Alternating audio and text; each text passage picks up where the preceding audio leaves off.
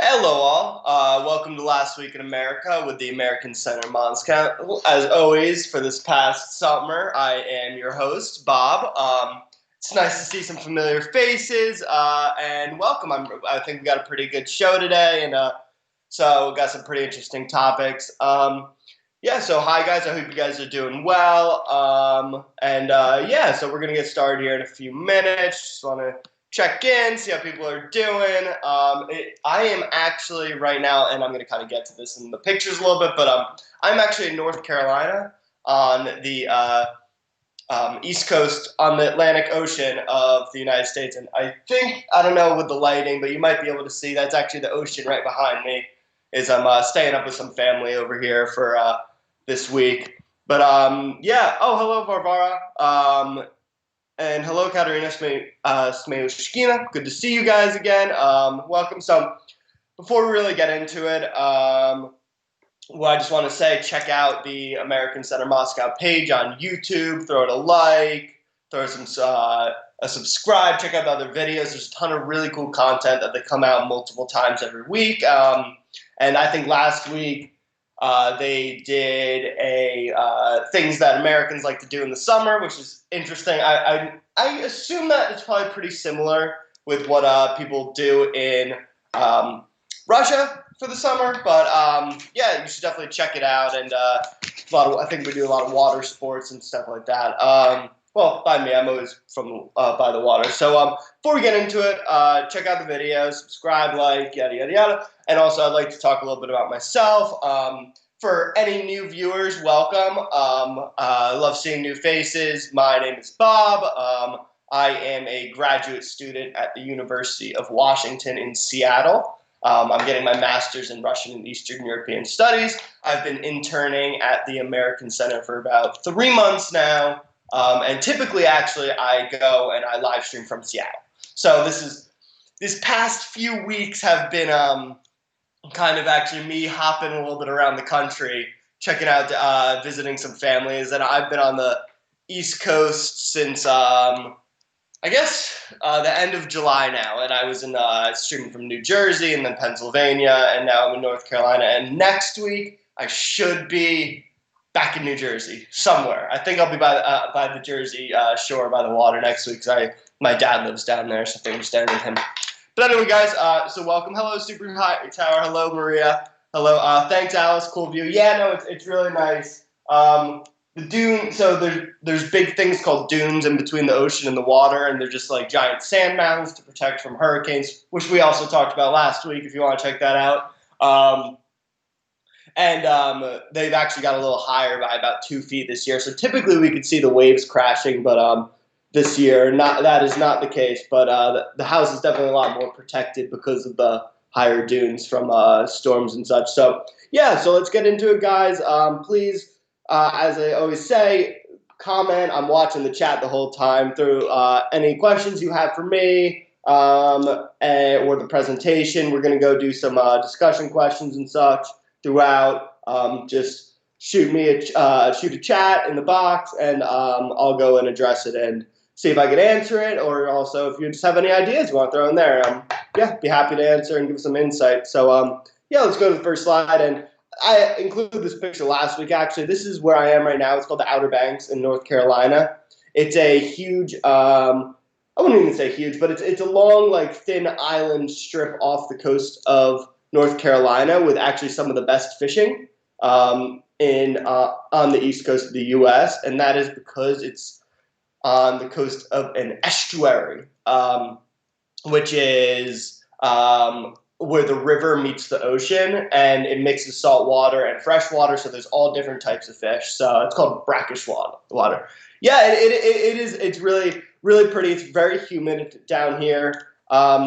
It is kind of getting into the territory of the South in the U.S., so it's a little different. But it's very nice, and yeah, people love coming down here. It's pretty tough to get to.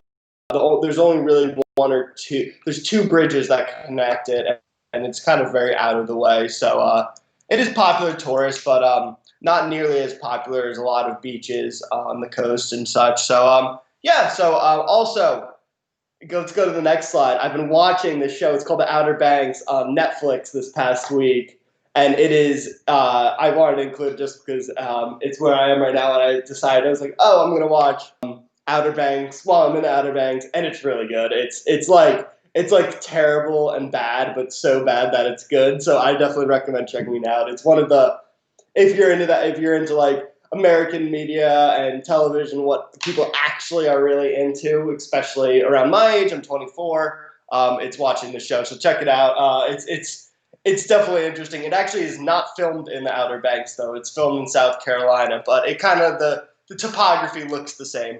Anyway, so we have a question from Grapefruit Orange. Hi, is it too cold to swim in the ocean right now? No, it's not actually. Down here, it's very warm, and we've been in the temperature has been in the high 70s Fahrenheit, which is, oh my, here we go, gotta break out my 70 Fahrenheit to Celsius. So it is 20 degrees Celsius in the ocean right now, so it's pretty warm, a little higher than that. Yeah, so it's nice, and been hanging out in the water a lot and relaxing and such. So anyway, yeah, so last week I talked a little bit about, we had a little bit of technical difficulties at the end of the show, and I wanted to talk about TikTok, which is a huge American new media company, which I don't know if you guys are familiar with. It does, and it posts video. It's videos to music. So if we can move to that next slide. TikTok in the US, it has videos to like either your own custom audio or you overplay it with a song. And there's like a lot of like dances that people will do and try to perfect. And it's really popular, especially among people who are under the age of 18, actually. So you see like the most popular, like the famous TikTokers are like 16 or 17 years old. So they're the children, they're kids. So yeah, it's really popular among younger people, and I know I downloaded it, I watch videos, and my friends made fun of me. It's like, dude, you're on TikTok. Come on, how old are you? So so there's a little bit of that, but so anyway, I wanted to try to get into this, and I briefly went over it, but I think it's pretty interesting. So yeah, let's get into it. So I guess 2 weeks ago now, President Trump announced the Chinese-owned social media company TikTok to be shut down by September 15th, citing concerns in national security. Trump claims the app is invasive to user privacy, but has suggested that an American company purchase it. So essentially I think it's a little bit of a mixture of increased U.S. sanctions with China. This is a little bit outside of Last Week in America, the international stuff. But so it's, but I think it might be a little bit with increased, I guess, increased rhetoric for increased sanctions on China and such. So, but also it is a lot of user data. The policy for user data is different within the United States and outside the United States. So he has kind of gone and above everybody and said that this app is invasive, which the government will not allow it to be used in the United States. And primarily the issue is that American user data is being stored outside the United States. So that's kind of the whole pretext to why it's it will be banned. So yeah, Vavado says, yeah, it's really popular here for almost 2 years. Yeah, I think about 2 years is when it kind of got popular. And I've gone and checked out Russian TikTok a bit, and it's pretty funny too. So yeah, so let's go to the next slide. So his suggestion, President Trump's suggestion to kind of remedy this was to go and have an American tech company go and acquire it. So if an American company acquires it, it can go and review all of the actual user data security and go and take and move all that data for Information America to the United States and then destroy it if it's abroad. So it's more of a national security thing. The unprecedented little thing is a politician, especially the president, coming in and making a statement on this because it's kind of a private company. So that's a little different. So So Microsoft has moved to acquire it, and that acquisition, the last I read on Microsoft, is pending a complete deep review. And there's actually some news that came out today that I'm going to get into a little bit with it. So President Trump has suggested a large payment to the U.S. government for the merger, which is really extremely unprecedented. I don't think it will happen. He's repeated it a bunch of times in the news, in his speeches. I don't know if it actually will happen because it's never happened before. I mean, the government can't really just come in and they're two private companies that acquire it. Like, there's no reason that the government can really have them pay them for it, which is interesting. So we'll see how that actually plays out. I think that his top financial advisors were saying it's more of the rhetoric was more of a symbolic than actually practical. So we'll see how that actually works out. But so also Twitter, which is they jumped in the ring this past week, and they're attempting to acquire TikTok as well. So that should be interesting because it'll be Microsoft doesn't have a huge social media platform outside of Xbox, but that's not social media. That's just gaming with social media, like I guess connectivity with each other, but it's not obviously it's not the same for any of you who are familiar with it and familiar with all the social media. As someone who uses this app, are you concerned about the safety of your personal data? I deleted the app. I just because I didn't use it and it was addicting, and I would just sit in my bed and watch TikTok and look up, and then 40 minutes would go by. I think it's important to be cautious about every app you use and what you're putting out there for your personal data, and to make sure that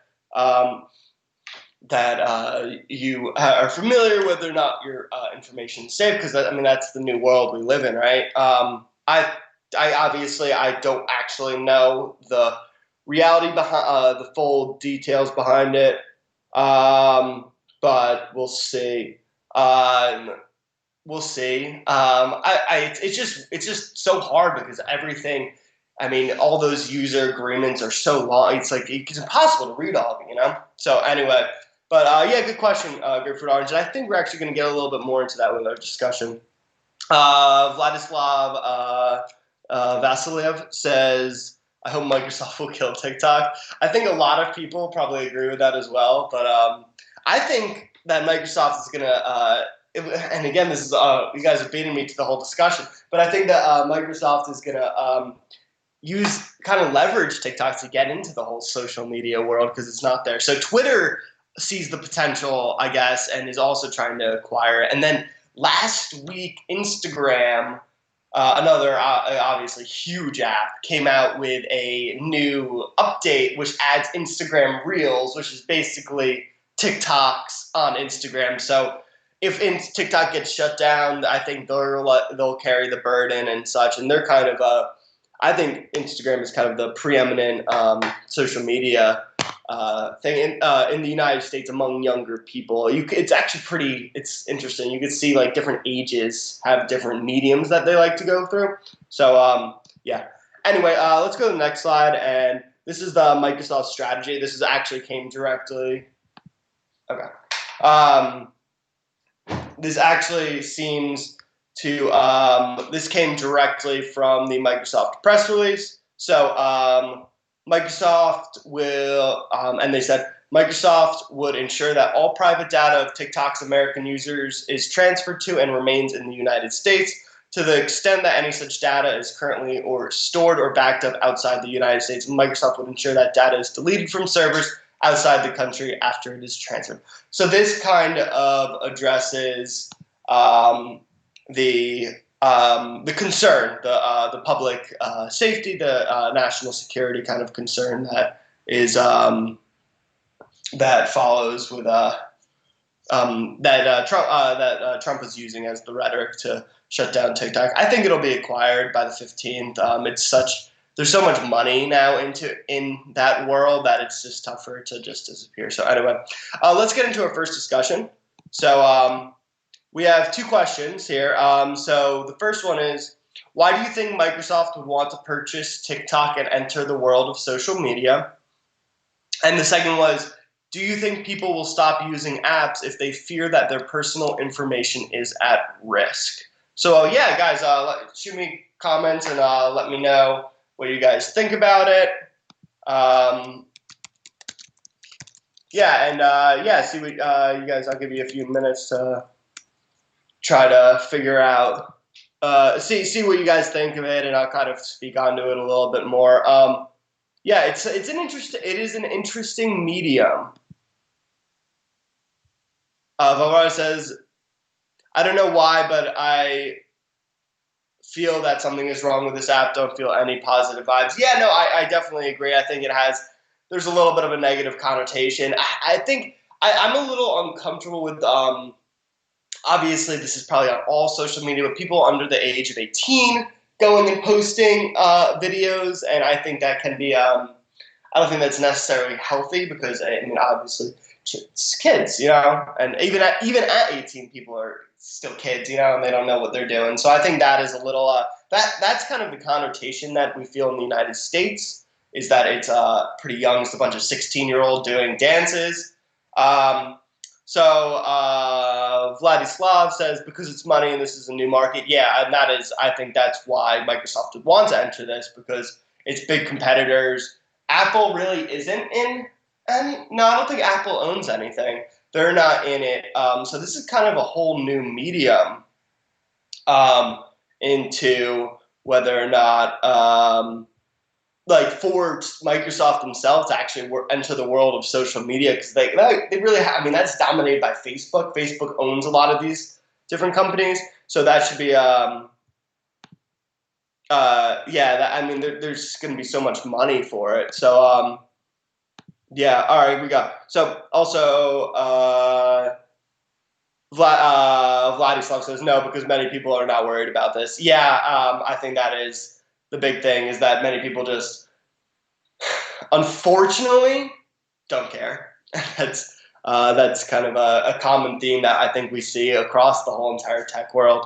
So Linear Gemranov, I'm hoping I'm probably not pronouncing your names correctly, but I'm trying. So that's okay. So does Bill Gates have a say in ongoing negotiations about the purchase of TikTok? As I don't know if he's acting CEO anymore. He's not acting CEO, so no, not really. I mean, I assume he could come in and say, no, we're not doing this, and they would have to listen to him because he's the founder. But I don't think he handles really day-to-day acquisitions of Microsoft, and I think he might be more involved with research and development, personally. But yeah, so good question though. I'm not 100% sure though, but I would have to say that when you get to that level of wealth and that level in an industry, you don't really control those day-to-day things. But this is a big acquisition, so maybe he would have a say, and maybe he's involved in the conversation. So Tatiana Orlova, good to see you, says Microsoft would want to purchase TikTok to expand their business. Yeah, it's all money. It's a whole new medium. Yeah, and then same thing with Alice Kuzmina. Maybe for Microsoft, buying a part of the social media is a perfect chance to be in this market. Yeah, I think this is a huge opportunity for Microsoft to take if they wanted to jump in the world of social media. And there's a huge amount of revenue in there, especially just based off ads. And ad revenue is massive, and it's impossible. I mean, the two-way, and I think we talked about this a few weeks ago, the two-way for revenue streams. They have two ways of like revenue streams, is subscription based and ad based, and ad based kind of really has shown out to be king for mass downloaded things as opposed to subscriptions for more tailored products. So I think yeah, there's so much money in this world. Alice Kuzminas also answers, to my in your mind, people just want in my mind, people just want to have fun with these kind of apps. I'm sure they will continue using it through a VPN. Yeah, if they're actually concerned about government interference with their use, I definitely think VPNs will be used. They're not, honestly, they're not really well known in the United States. People don't really use VPNs. I mean, I've studied a little bit international stuff, but so I'm very aware. But yeah, I love this app. I don't know. Yeah. I think that can be a similar feeling. It's just more of data privacy. But the Microsoft acquisition of TikTok would only occur in the U.S. version of the application and the U.S. application download. So anyway, good conversation, guys. You guys seemed really into this, and I think social media is a pretty fun way to relate with everybody because it's relatively level playing field for that. So anyway, we're going to get into our next topic, and it's about a new presidential executive order. So quick little background about presidential executive orders.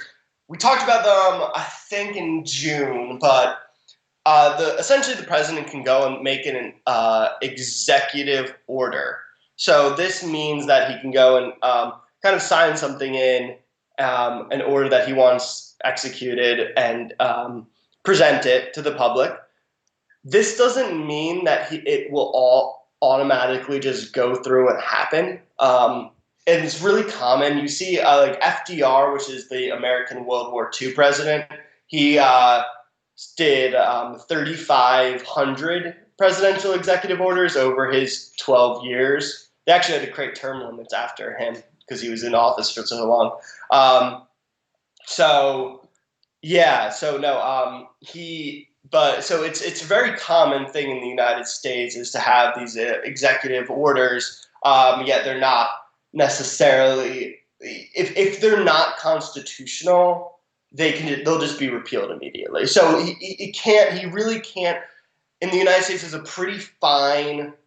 It's very well laid out. I guess it's very well predetermined things that the president can do legally. So if he makes an executive order, and this is kind of an example of one that I just don't think will happen.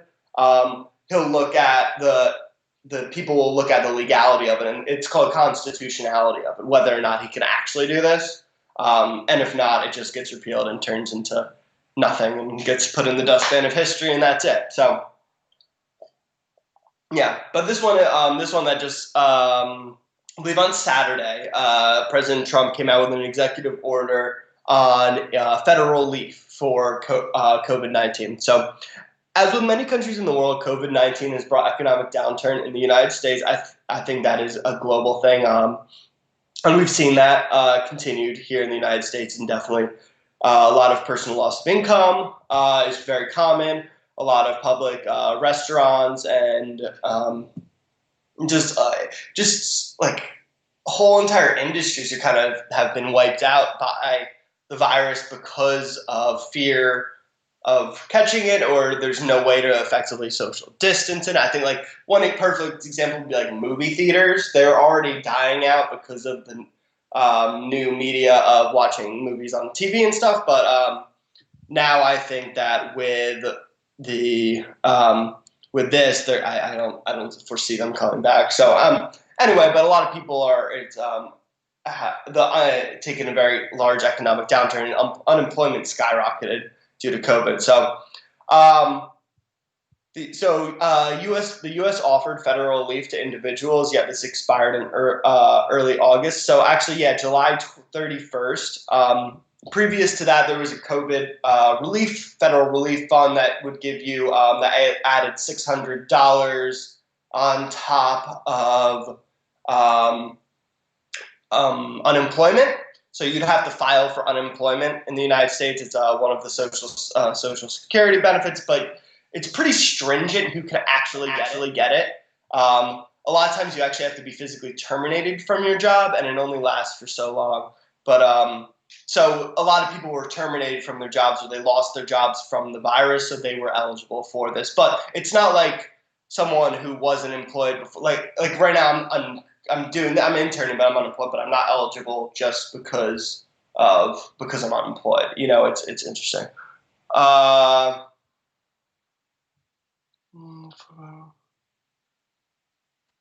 So what's the way for foreign government to engage more with Congress to establish agreements that can't be easily repealed by POTUS? I don't really understand your question fully, but the way it works is if there's a law passed through Congress, it has 100% The president has and POTUS, for everybody who doesn't know, means the President of the United States, POTUS. So POTUS has the ability to veto it, but that'll get sent back down to the Congress. And with 2/3 majority, so it's 66% of the Congress voting yes, it actually overturns the presidential veto and will go through without him. So he doesn't actually get full final say. But anyway, so so this expired. This relief expired in July 31st. So the two parties were trying to in Congress were trying to hash out getting a new extending it because it is necessary for it to be extended. Yet the Democrats, the left, more liberal party wants a kind of a same deal that was there. Yet the conservative right party does not. They want to cut back on that deal because it's kind of a big. It's a question of government spending or where is that money going to come from? What are we going to cut? Do we want to cut military spending? Do we want to cut other areas and such for this? So where's this money? It's supposed to come from the state or from the federal government. So it's supposed. It originally came from the federal government, but yeah. Anyway, so these negotiations fell through. So President Trump came in and announced an executive order to extend and create new forms of federal relief. So this is a federal eviction ban. So that means you can't be evicted from your apartment right now. And a payroll tax suspension. So that means that your income is not being taxed right now. So you get full relief for student borrowers. So your payments are now delayed, and the interest on that is actually at zero right now. So if you actually wanted to pay, it's a very good time to pay, but a lot of students don't have the money to pay, unfortunately. So and then $400 a week for the unemployed. So that was previously $600 a week before this for unemployed people. So that's kind of what he came out with and said and stated. So for the executive order, and let's go to the next slide. So this is the real effects on the ground of what the executive order would be. So the as you can see on the left here, this is a chart of the bottom of the chart didn't come through, but there's supposed to be dates on it. So the financial crisis. This is unemployment in the United States, by the way.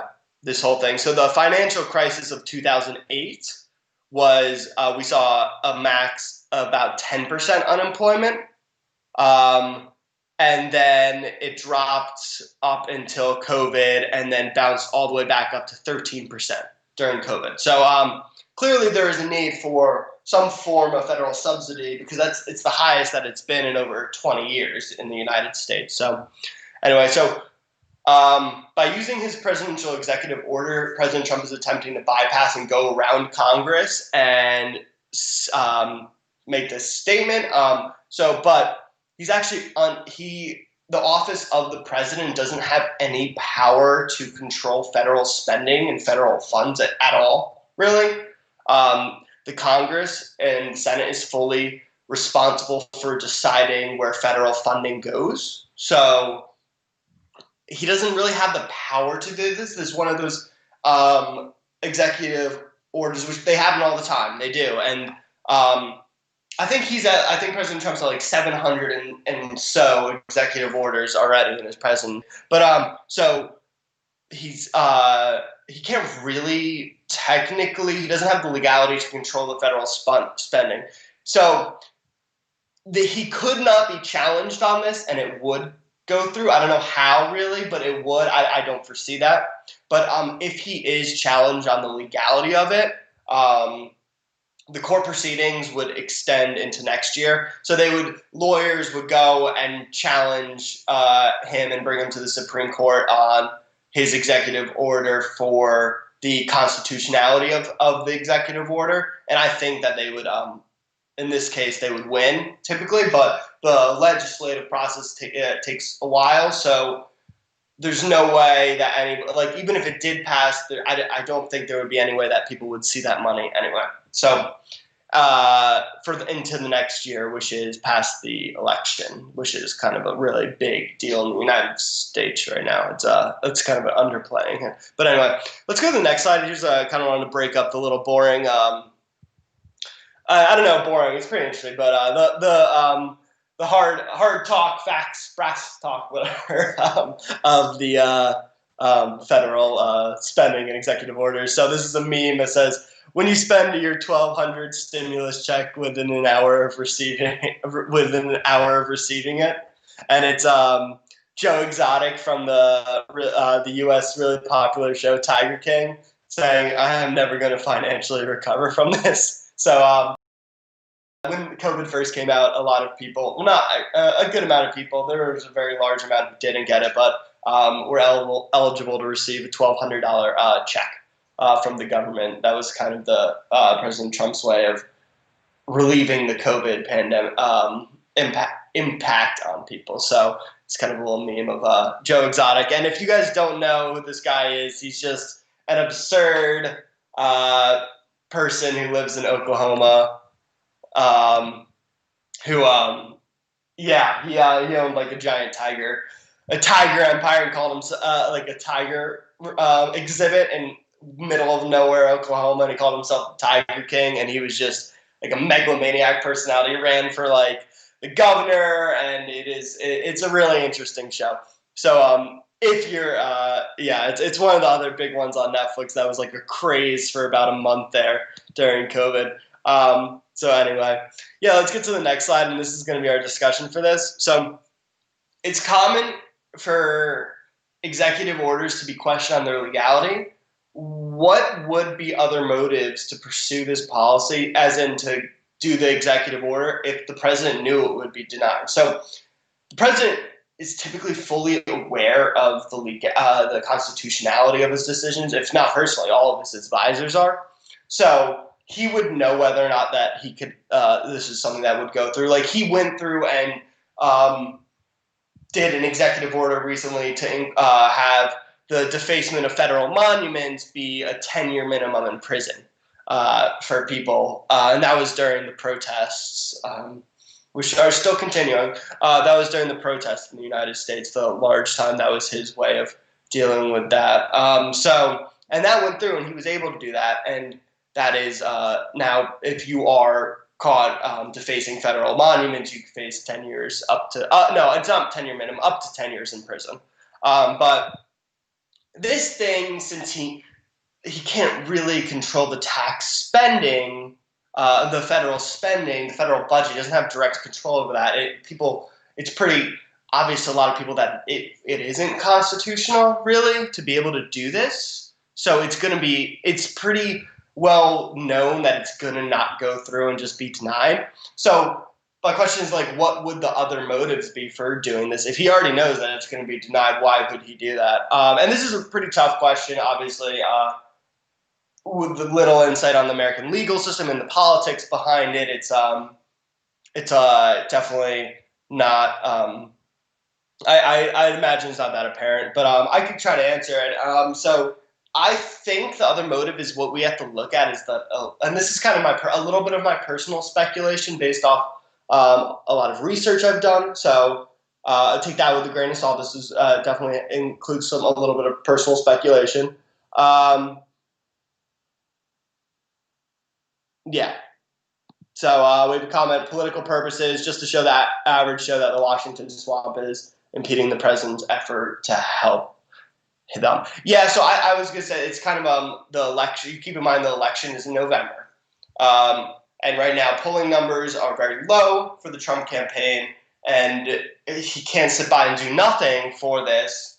And he can't, but he knows that he doesn't actually have the power to do it. So I think by establishing this rhetoric for, look what I did with the executive order, he'll, I think it's a part of the, it's kind of a political game. It's political purposes to do it, because if it goes through great, that would be great. That would be like best case scenario, but it won't. So I think that it's more of he'll go and be able to blame the left and the Democrats for not allowing the aid to the American people. So it's kind of I'm trying to dance around this a little bit, but like it kind of shows that I'm trying to help.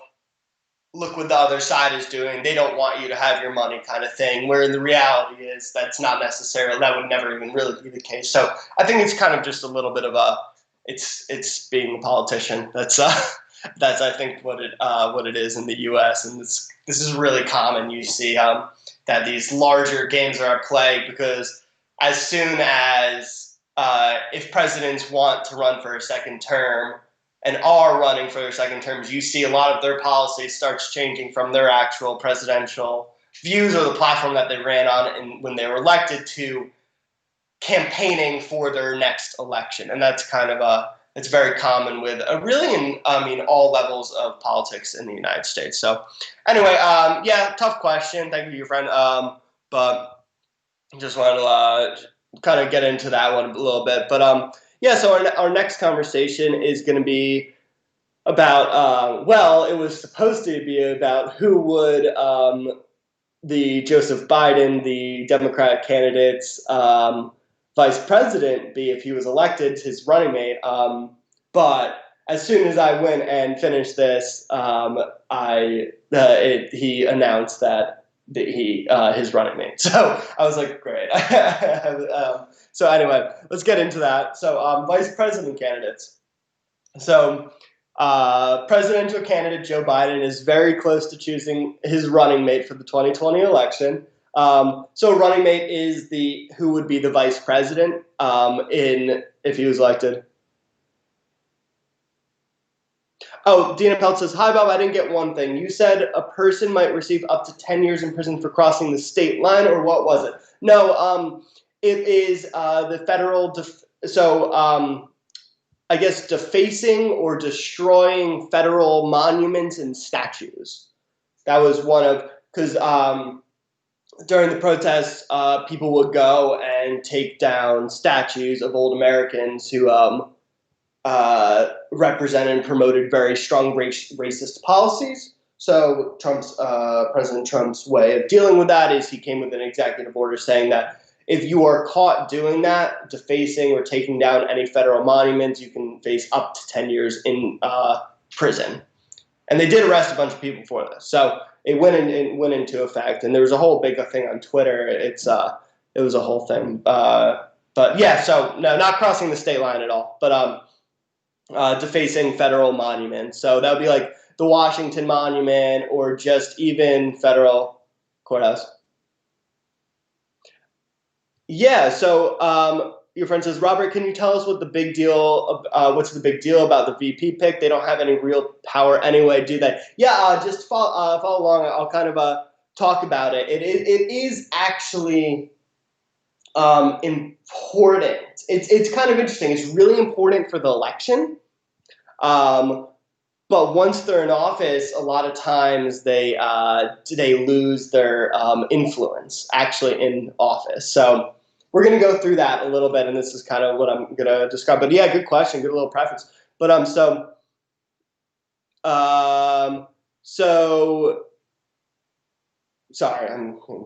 anyway, running mates play an important role in including specific voter demographics. So the person running for president has a demographic, a group of people that he knows are most likely going to vote for him. But there is another group of people. So I guess Biden or Trump would be. Trump isn't like for him running, he runs for wealthy Americans, conservative Americans, that kind of thing. Younger conservative Americans who want more of like kind of. It's not an isolationist view, but it's a little like that. It's a little it's different. It's more of kind of it's viewing American first and then viewing its relationship with the outside world and promoting that as opposed to diplomatic relations. It's interesting, the whole policy. I don't really know the whole platform, but so that's kind of his voter is wealthy Americans. typically wealthy white Americans, lower caste white Americans. Typically, that's his people. But what Trump, he's not a religious candidate, so he misses out on that whole demographic of the Bible Belt and religious Americans, which is very large, especially in the middle of the country and the South. And a few of the swing states is what they're called. They're like really important states for candidates to win if they want to become president, like in the Midwest, like Iowa. Illinois has gone left, but like Ohio and Iowa, they're very religious. So when in the 2016 election, Trump chose Mike Pence, and he has chosen him again to be his running mate. And Mike Pence is really popular among the religious communities. And he kind of represents those ideas. So he's able to pull a whole new group of voters into the presidential candidate. So you see that with Biden in his selection, which actually he did, spoiler, he selected a vice president like an hour after I finished all this stuff and got this prepared. So, yeah, anyway. So that's kind of the role of it. So it's very important, and as we'll see the reasons. We'll see one of the big reasons is pulling in racial demographics in the United States is really important. So you see, the Democrat Party. I mean, Biden chose Kamala Harris, a black woman, to be his running mate, which pulls in a whole new demographic of voters who want, because she is very pro. Police reform and the promotion of social and economic equality among all the races in the United States. So anyway, so let's get back to this. So over the past year, a lot of changes have affected on who would be the best running mate for Biden. So I would say that COVID's huge. I mean, before 2020, his running mate probably would have been someone so different. But afterwards, there's so many new issues that have arose in the United States within this past year. And we always joke about kind of 2020 is a tough one. Like this year is looking forward to 2021 because it's been so difficult and like with COVID and then with the murder of George Floyd and the mass call for racial justice in the United States and police reform and marches across the country. A lot has happened in the country, and it's calming down a little bit now. But now we're gearing up for the election, which is going to be a whole entire another big event. So it's kind of having all of this coincide on the election year has definitely made it's really affected on who would be the best running mate for Biden.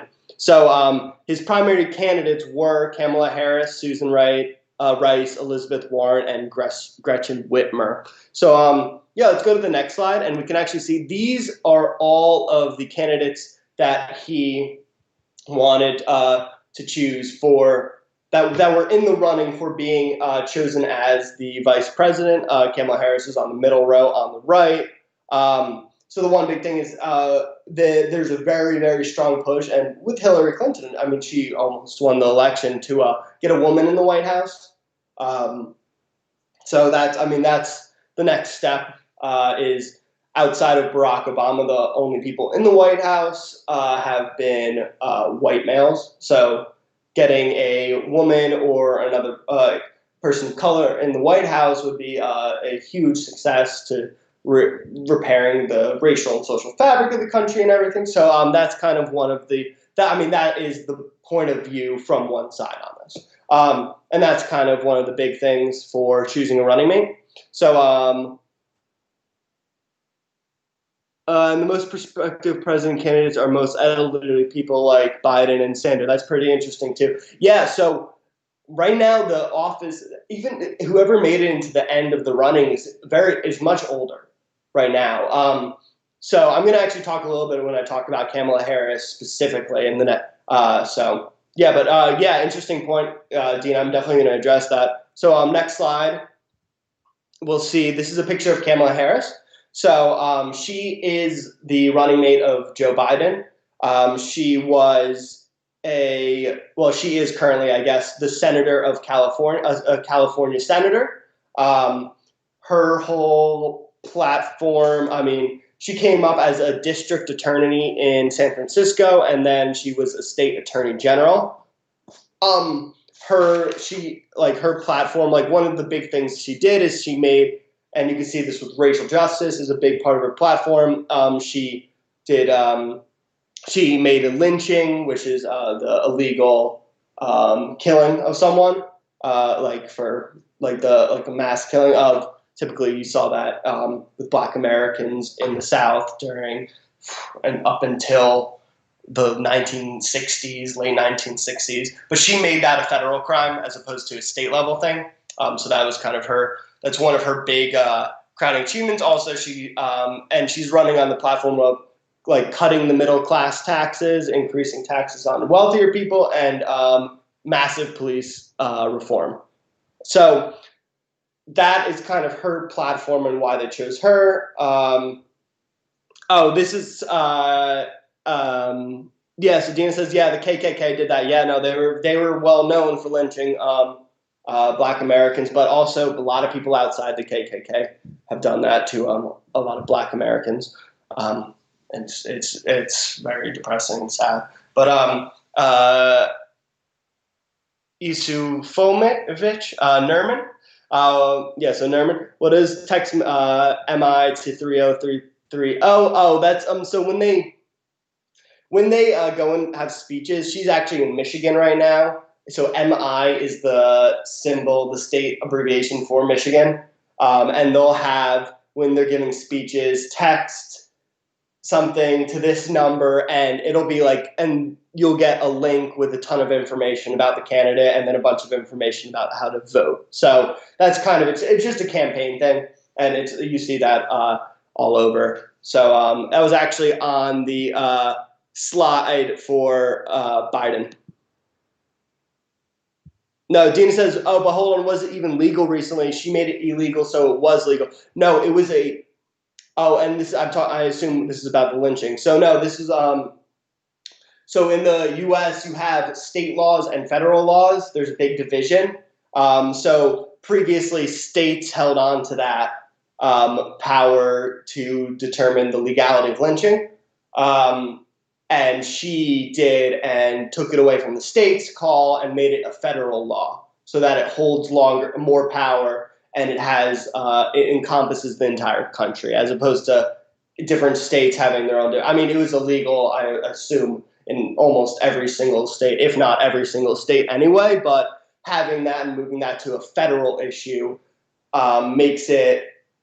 increases the strength of the law, and also it makes it a more prominent issue in the United States and brings racial justice to the forefront as part of a federal, incorporating it into the federal system itself. So that's kind of that's what she did. A lot of it is symbolic. So hope that was helpful.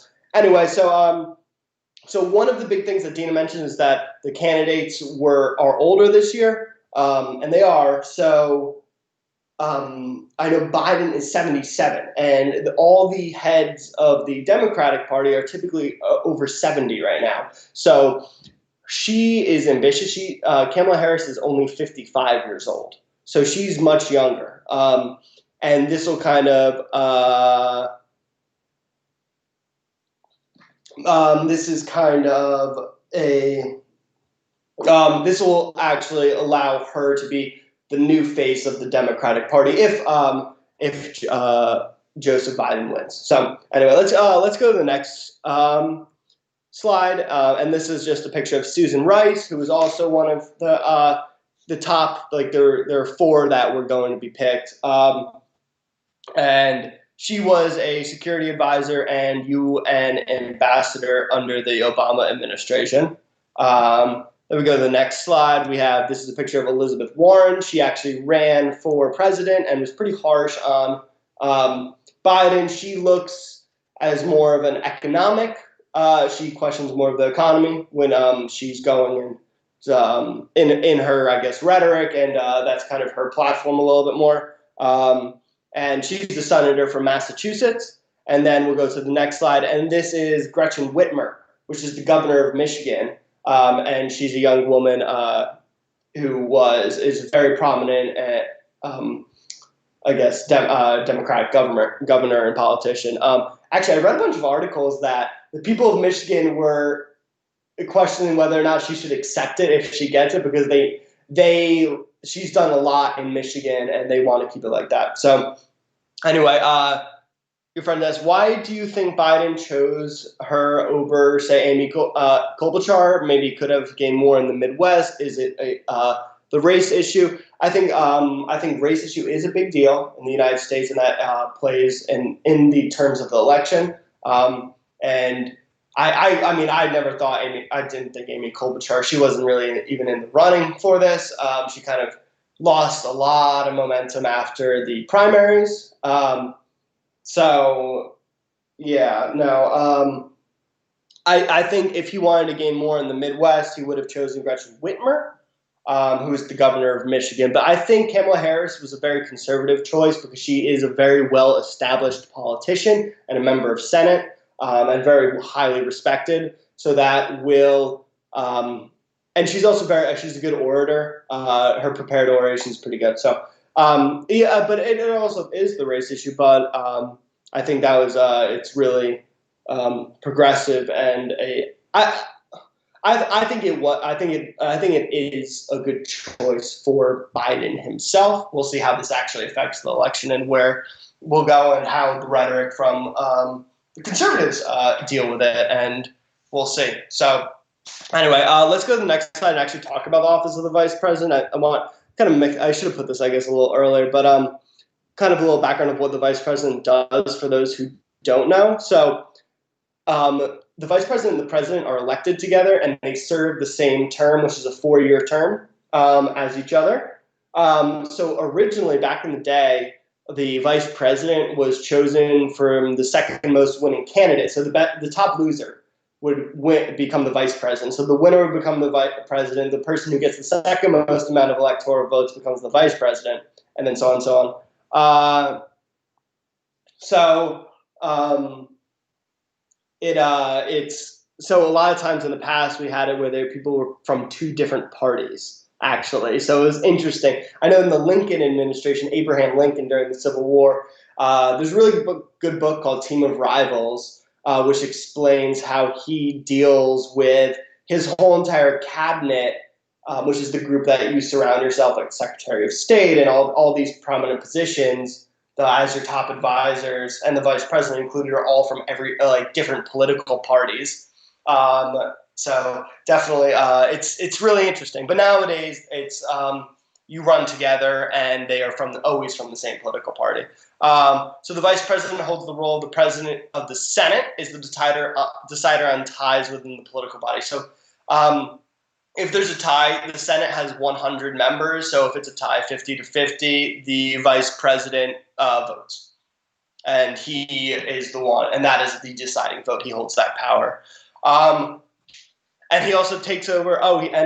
He's the first in the line of succession. So if the president dies or steps down while in office, while incumbent, the vice president becomes the president, and he finishes out his term. So no longer than.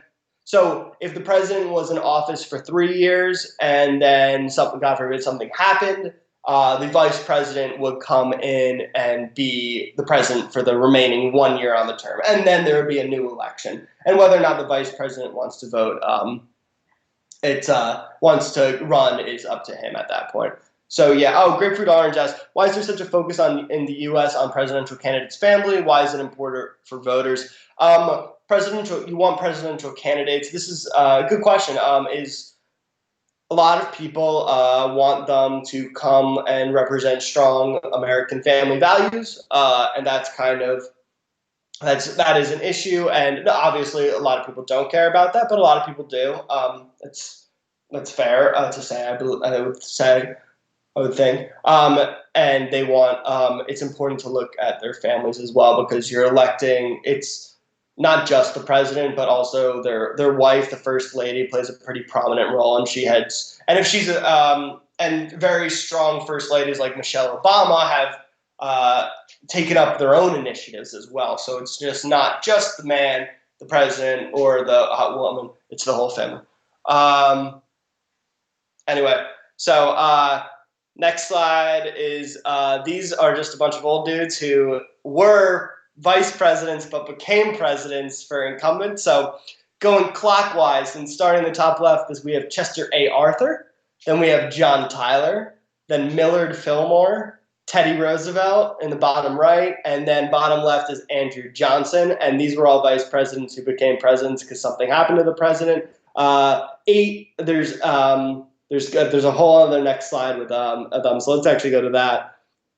And obviously you can see these guys are a little bit more recent because of just the colorization of the pictures. So in the top left we have Gerald Ford, then in the middle Lyndon B. Johnson. On the far right is Calvin Coolidge, and the bottom left is Harry Truman. And Harry Truman is the guy who took over after FDR died, and he's actually the one who approved the launching of the nuclear missile in World War II. So there you go. But anyway, yeah, as you can see, so 8 of these 9 guys became president because the president died, and then one of them, the president, dropped out. I believe that's Ford with Nixon. I believe Nixon each stepped down from being president because of Watergate in the 60s. Anyway, let's go to the next slide. And this is a show. It's called Veep.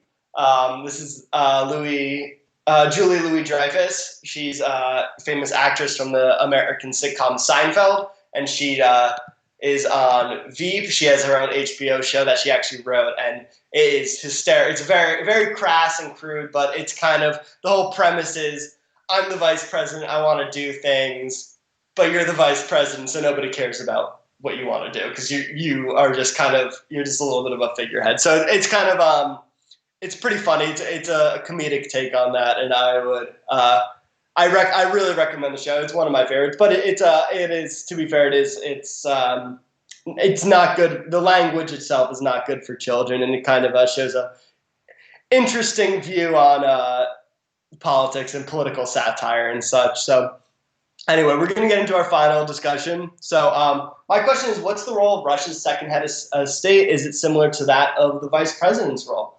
So I'm not really sure. I know that Medvedev was replaced recently, correct? So I know that there's the president and the prime minister. I'm wondering if they're the relationship with that. What is kind of the different roles? The prime minister, I am sure, is the head of parliament, I believe, of the Duma, if I'm not mistaken. So I just want to see if does that coincide a little bit with the vice president, or does the prime minister have more powers? Because it's the two head of state models different from the U.S., which is just a one head of state model. So yeah, if you guys want to throw that in the chat box, if you had any insight on that, that'd be awesome. If not, no big deal. We only have actually 2 minutes left, so we're going to go and I just want to open it up to general questions. If you have any questions about the presentation today, please, I'd be happy to answer them. If you have any personal questions for me about the United States, throw it in the chat. I'm happy to answer as long as it's appropriate. Yeah, so I'll give you guys a minute or two to see if you guys have anything. It's really nice talking to you guys. I really enjoy my discussions with everybody. Yeah, so, and before, if people are heading out, before you guys leave, make sure to check out the page, the American Center Moscow. Show to like, comment, subscribe. They have some really cool content. I know I've been raving about it for the past few weeks, but the Space Kids Camp is really cool. And we've got a ton of views. The U.S. ambassador to Russia was a really interesting one. So, yeah. Anyway, yeah, but any questions for me? So your friend says the second most important politician in Russia is the prime minister, then goes the head of the upper chamber in parliament. Okay, gotcha. So it falls under the royal office of the president. Yeah, that's what I was under the impression of. But yeah, thank you. You enjoy the view. I'm sure my mom will be very excited when I tell her that. But she's so anyway, yeah, well, okay, guys. I'm gonna wrap up here. Then If you guys have any questions, throw in. But if not, it's always a pleasure to talk to you guys. Thank you very much for joining me. It was really really good session this week. And if you have any ideas for next what you want to hear about next week or anything special topics, show it. Throw a comment in the on the video, and I'll take a look at them before I kind of prepare my stuff for next week. So, Vavara says, "Thanks a lot. Will you sit near the coast next time?" No, unfortunately, I won't. I'm actually leaving tomorrow morning, going back to New Jersey. I have to meet up with some friends in the Poconos in Pennsylvania for a little wedding party. One of my friends is getting married, so we do a little pre-party before the marriage. So that'll be fun to see a lot of old college buddies and such. But anyway, all right, guys. Well, I'm going to sign off. Thank you very much. Check out the page. Ton of really cool content, American Center Online. And I'll see you next week. I believe it will be at 17 or 18. I think it might be at 18 o'clock. So, yeah, check it out in Moscow time. But anyway, I hope you have a great rest of your day. Goodbye.